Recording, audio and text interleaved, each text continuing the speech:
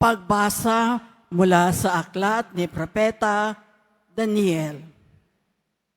Noong mga araw na iyon, tumindig si Azarias at dumalangin.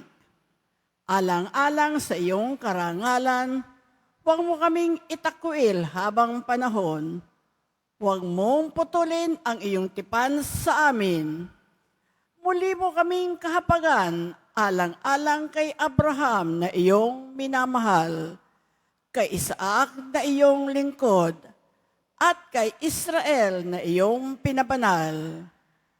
Ipinangako mong pararamihin ang kanilang lahi gaya ng mga bituin sa langit at ng buhanginan sa tabing dagat. Subalit ngayon, Panginoon, kami ay naging pinakamaliit na bansa. Dahil sa aming mga kasalanan, kami ang pinakaaba ngayon sa sanlibutan.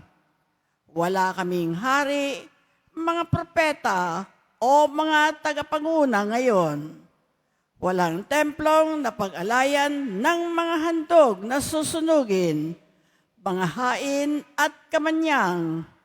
Wala man lamang lugar na mapaghandugan upang kami ay humingi ng awa mo.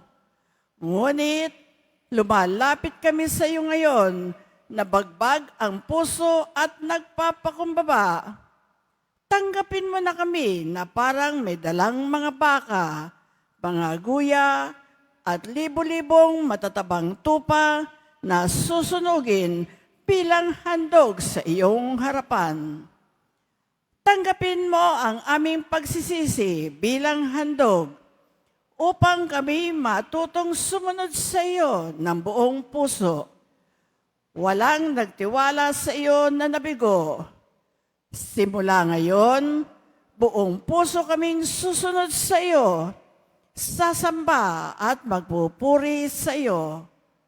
Huwag mo kaming biguin. Yamang ikaw ay maamo at mapagkalinga, kahapagan mo kami at saklolohan.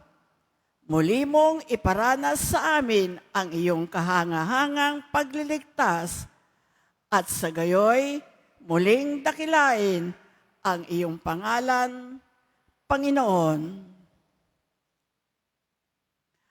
Ang salita ng Diyos. Salamat sa Diyos.